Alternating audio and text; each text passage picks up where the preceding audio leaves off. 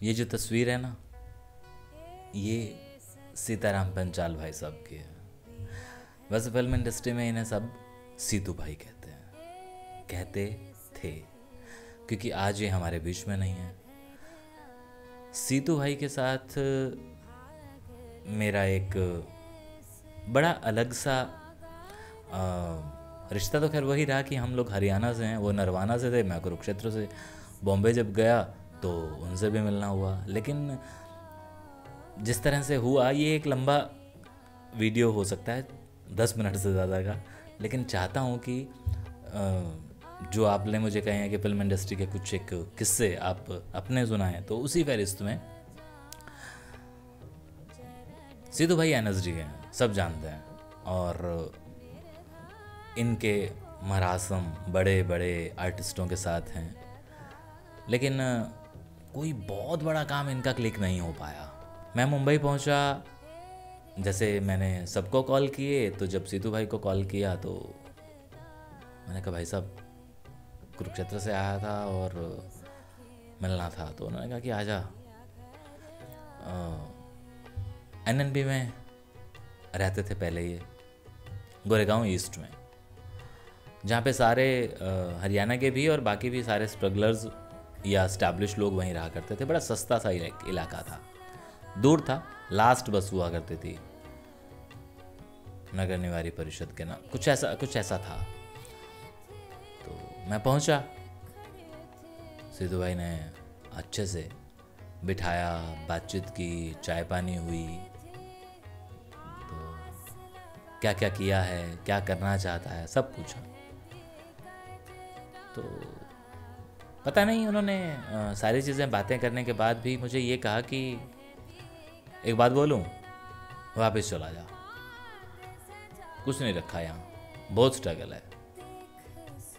मैंने कहा भाई साहब वापस तो चला जाऊंगा, ठीक है, लेकिन कुछ काम तो कर लूँ, कुछ सीख तो लूँ। तो कहते कि बाकी तेरी मर्जी है।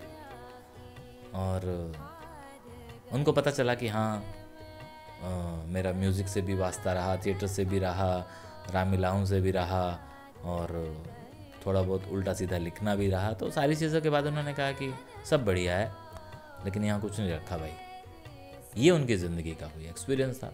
एनीवे, फिर कभी कभार मिलना जुलना होता रहा, और मैं एक प्रोडक्शन हाउस में ज्वाइन कर लिया।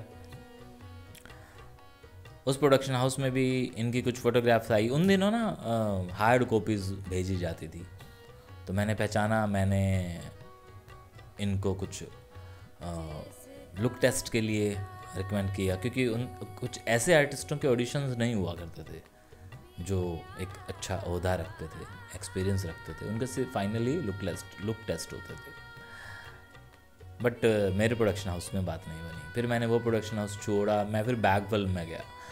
बैग फिल्म में उन दिनों लुटेरी दुल्हन चल रहा था, और ये लुटेरी दुल्हन में इन हो गए। हम लोग साथ में कुछ वक्त तक काम किया। हाँ, इससे पहले एक किस्सा ये रहा कि इन्होंने एक दिन मुझे घर पे बुलाया और कहा कि यार मेरा एक हारमोनियम पड़ा है। उससे भी पहले एक ये था कि एक और मुलाकात में इन्होंने मुझसे कहा कि मैं ये चीज़ें सुनता हूँ। तो मैंने कहा भाई साहब मेरे पास तो ख़जाना है। मैं अपने नुसरत साहब के कुछ कैसेट्स लेके गया। उन दिनों सीडीज़ नहीं थी, मेरे पास कैसेट्स थी, तो मैं कैसेट लेके गया था। वो आज भी उनके पास हैं। तो वो देख के बड़े खुश हुए थे कि अच्छा केशव तेरी ये चॉइसेस हैं। मैंने कहा जी मैं ये सुनता हूँ। फिर उसके बाद उन्होंने देखा कि अच्छा ये तो म्यूज़िक का भी कीड़ा है, तो इन्होंने मुझे अपना एक हारमोनियम दिया और कहा कि यार ये ना थोड़ा ख़राब पड़ा है, इसको ठीक करवा दे। तो मलाड स्टेशन के बाजू में ही, जहाँ पे मच्छी मार्केट है, वहाँ पे एक गली है छोटी सी, उसके अंदर ना म्यूज़िकल इंस्ट्रूमेंट्स की शॉप्स हैं। मैंने वहाँ से इनका वो ठीक भी करवाया, दिया भी। तो इनको लगा कि ठीक है। और उसके बाद इन्होंने मुझे कहा था कि तू भाई चला जा। फिर हमारा मिलना जुलना कम हो गया। फिर एक लंबे अरसे के बाद एक दिन एक कॉल आया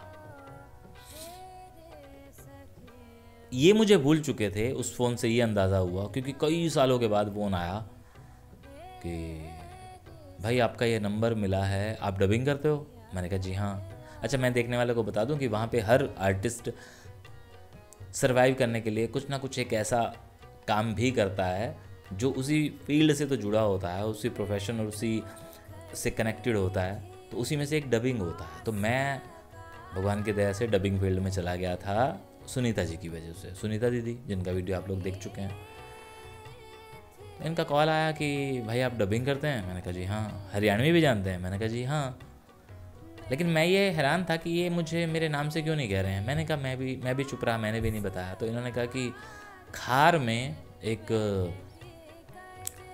डबिंग स्टूडियो है, वहाँ पे एक रेडियो स्पॉट है, वो आप डब कर सकते हैं जाके, इमीडिएट। और बारिश चल रही थी। इन्होंने कहा कि एक अपना ना कोई भी एक आर्टिस्ट ले जाना, लीड आप कर लेना और उसकी एक लाइन है वो कर लेना, और बजट इतना है। मैंने कहा ठीक है। फ़ोन काटने तक भी इन्होंने मुझे या तो पहचाना नहीं, या नहीं नंबर था इनके पास सेव। इनके पास ना हज का नंबर हुआ करता था, ऑरेंज एक कंपनी हुआ करती थी। और मैं खार चला गया, मैंने डब कर दिया, डब फाइनल सुन भी लिया। और रिकॉर्डिस्ट ने और वहाँ पे जो भी हेड था उसने कहा कि वो आ जाएं, आपकी पेमेंट हो जाए, फिर आप चले जाइएगा, तब तक आप बैठिए। बारिश चल रही थी, समझ सकता था कि लेट है। और घंटे डेढ़ के बाद सिद्धू भाई की एंट्री हुई। मैं उठा, क्योंकि मैं बैठा था सोफे पे, तो मैं उठा। तो मैंने कहा भाई साहब नमस्ते। तो इन करे, अरे तू गया नहीं? मैंने कहा भाई साहब मैंने तो कहा था कि मैं ऐसे तो नहीं जाऊंगा, कुछ काम करके जाऊंगा, कुछ सीख के जाऊंगा। अच्छा, और? मैंने कहा बस जी बढ़िया। कहते मैं 1 मिनट में आया, यहाँ पे ना अपना एक काम चल रहा है, मैं वो देख के आता हूँ। ये अंदर गए, अंदर से बाहर आए। तो इन्होंने कहा कि क्योंकि वहाँ पे 2-1 लोग और भी बैठे थे, और मैं और मेरा साथी था जो जीन से था, बॉबी।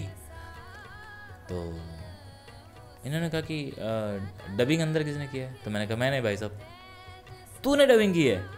मैंने कहा हाँ। मैंने तेरे को फ़ोन किया था? मैंने कहा हाँ जी। अरे तू अंदर आ, अंदर आ, अंदर आ। तो अंदर लेके गए, प्ले हुआ, सुना इन्होंने। और अब जो मेन बात थी वीडियो बनाने की, या मुझे जो बताना था कि देखिए क्या क्या होता है फिल्म इंडस्ट्री में, इन्होंने अपने हाथ से मुझे वो पेमेंट की। और मैं मुस्कुरा रहा था इन्हीं के सामने, और इन्हें बता रहा था कि भाई साहब आप ही ने कहा था कि वापस चला जा, और आप ही आज मुझे पेमेंट दे रहे हो। तो बड़े वो हुए कि हाँ यार, बस अपना कुछ एक्सपीरियंस ही ऐसा है। बट मैं तो ठीक है यार, चल रहा है। तो ये इस तरह से बात किया करते थे। तो मैं कई बार इस किस्से को याद कर बैठता हूँ जब सीधू भाई की याद आती है। और आज जब ये तो पुरानी तस्वीर देख रहा था, ये पुरानी तस्वीर मुंबई की नहीं है। फिर क्या हुआ, मैं मुंबई से वापस आया, वैसे नहीं जैसा ये कहते थे, मैं सब कुछ करके आया। और सीधू भाई आए किसी काम से या किसी शूट से, कुरुक्षेत्र में कहीं रुके थे। तो इनका कॉल आया कि तू यहाँ है? मैंने कहा हाँ जी। कहते आजा मिलते हैं। मैंने कहा मैंने यहाँ कुछ काम करता हूँ, आप यहाँ आ जाएं, मेरे पास एक स्टूडियो है। तो ये वहाँ आए थे, ये वहाँ की तस्वीर है। तो हम लोगों ने वहाँ ये तस्वीर करवाई थी। इसके बाद का भी एक छोटा सा और किस्सा है। सीधू भाई जब अपने बीमारी के दिनों में थे, क्योंकि सीधू भाई को कैंसर हो गया था, तो बीमारी के दिनों में यहाँ एक फिल्म फेस्टिवल चल रहा था, यहाँ आए हुए थे। तो इन्होंने मुझे फ़ोन करके कहा कि कहाँ है भाई? तो मैंने कहा कि यहीं हूँ। कहते आया हुआ हूँ, आजा। मैंने कहा आ रहा हूँ भाई साहब। क्या खाओगे? कहते क्या खिलाएगा? मैंने कहा आपके पसंदीदा छोले कुलचे। और रे यार, ले आ ले आ ले आ। तो यहाँ मल्टी आर्ट कल्चर सेंटर के अंदर फिल्म फेस्टिवल चल रहा था। मैं गया, हम लोगों ने बैठ के बहुत सारी बातें की। तो वहीं इन्होंने कहा कि क्या चल रहा है। मैंने कहा भाई साहब कुछ ओरिजिनल फिल्म प्लान कर रहा हूँ। कहते कि है कोई कहानी। मैंने कहा है ना, मेरे लायक भी कुछ है। मैंने कहा है ना। तो मैंने कहते सुना, तो मैंने इन्हें एक वन लाइन सुनाई। कहते यार ये बहुत अच्छा है, लीड कौन कर रही है, क्योंकि वो एक फीमेल ओरिएंटेड स्टोरी थी। तो मैंने कहा कि मेरे दिमाग में मेघना जी हैं। कहते हाँ मेघना आई हुई है, मैं तेरी बात करवा देता हूँ। मैंने कहा ऐसे तो मैंने भी काम किया है, लेकिन आप अगर बात करेंगे तो। कहते कि आजा आजा आजा। तो इन्होंने मेरी मेघना से बात करवाई, और मेघना जी ने कहानी सुनने के बाद कहा कि इंटरेस्टिंग, मैं करना चाहूँगी। तो मैंने कहा जी हम करेंगे। उसके बाद मेघना जी से 2-3 बार फ़ोन पे बातें हुई, लेकिन मैं वो फिल्म नहीं बना पाया। तो सिद्धू भाई को भी आज याद कर रहा हूँ, तो वो सारी चीज़ें याद आ रही हैं कि सिद्धू भाई होते तो शायद वो फिल्म जल्दी बन जाती या बन जाती, और सिद्धू भाई उसके अंदर एक रोल करते। लेकिन सिद्धू भाई नहीं रहे, सिद्धू भाई चले गए। हाँ, इससे पहले हम लोगों ने फिल्म बनाई थी, मैंने और अभिषेक ने। उस फिल्म में हमने सिद्धू भाई को कास्ट तो किया था, लेकिन हम सिद्धू भाई को मतलब उनकी डेट्स की वजह से हम लोग काम नहीं कर पाए। वो हमारी फिल्म आ गई, हम लोगों ने 4 इंटरनेशनल फेस्टिवल विन भी किए, 2 जगह हमें कंसोलेशन प्राइजेस भी मिले, लेकिन सीतू भाई के साथ हमारा वो खुद का काम नहीं हो पाया। तो ये जो सीतू भाई के साथ एक किस्सा था, हरियाणा के बहुत सारे लोग उनके साथ काम कर चुके हैं, बहुत सारे काम करना चाहते थे, लेकिन उनका कोई बहुत बड़ा इंटरव्यू नहीं है कि उन्हें आप सुन पाएँ कि वो क्या थे। लेकिन हाँ, उनकी कुछ फिल्में थी, जैसे कि उनकी आमिर खान वाली जो फिल्म थी जिसके अंदर रघुवीर यादव का वो गाना था महंगाई वाला, बड़ा फेमस हुआ था, आमिर ने प्रोड्यूस की थी। और उसके अलावा इनकी कुछ और फिल्में हैं, रोल छोटे होते थे लेकिन अदाकारी है कमाल के। सिद्धू भाई आज याद आ रही थी आपकी, शुक्रिया।